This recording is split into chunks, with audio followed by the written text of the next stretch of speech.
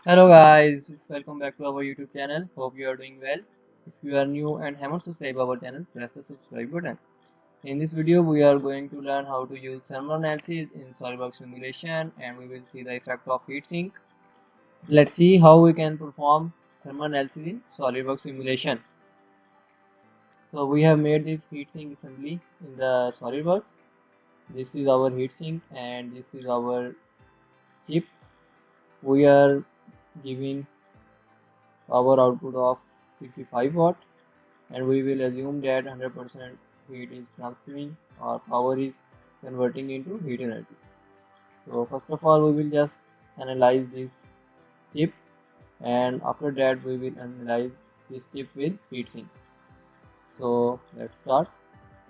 We will go to new study using simulation tab, and from here we will select thermal. Select OK. Now what we will do is we are going to exclude this from the analysis, and we are just going to do the analysis on this chip. First of all, we will apply the material. So the material for the chip we are going to use is cast alloy steel. Close. Now what we will do is we are going to apply heat power. We will apply heat power in this phase, and we will 60 watt of heat power.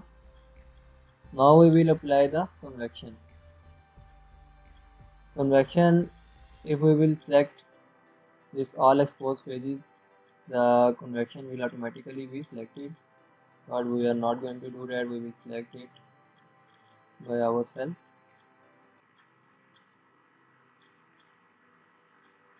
So you can see that our phases in which convection is occurring. Convection is occur when the heat is transferring between the fluid and solid. So the fluid is the air and solid is this chip.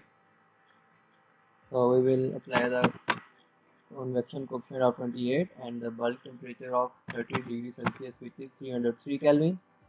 Select OK. Now we will generate mesh.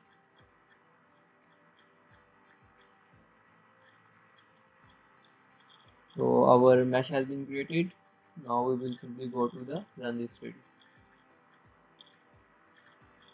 So our model has been solved.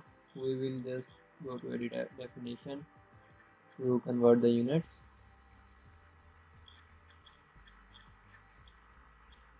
So now you can see that our maximum temperature in Celsius is 124 Celsius. So our maximum temperature is in between this circle of red.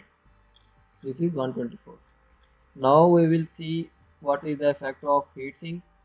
So we will copy the study, select OK, and from here we will include this for analysis, and we will apply the material of 6061 aluminum alloy. You can apply any material of your choice like those. So our heat power is applied. Now we just will edit the convection. So for that we will select all exposed faces, and we will just exclude this phase because this phase is not in the convection and conduction. So our convection coefficient is applied and bulk ambient temperature is also applied. Select OK. Now we will just create the mesh. Our mesh is so much fine, so we are going to do it less. Wait while the mesh has been created. So our mesh has been created. It's not looking so much fine, so we will edit it.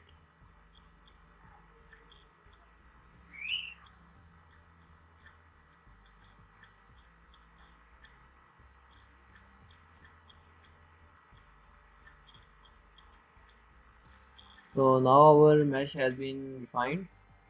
You can perform the different studies using different mesh for your accurate result.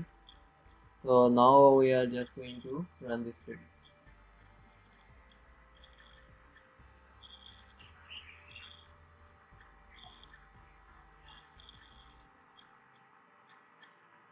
So now you can see that our temperature was 124 before applying the heatsink, and when we applied the heatsink our temperature is 40.1 Kelvin at the maximum and minimum is 36.9. So you can see that our temperature is cooled down when we applied heatsink, as the heat is moving upward due to convection of air and solid. The temperature is coming down. So if we want to compare the result, we will just go to compare results and we'll select the all studies in this configuration. We have two thermal studies, thermal 1 and thermal 2. We will just select OK, and now you can easily evaluate or compare your result. Like here it is 124 Celsius and here it is 40.1. Therefore we use heat sinks on our electronic chips so that it works perfectly and the temperature will not rise.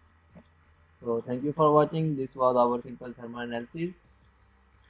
Keep supporting and keep sharing our video.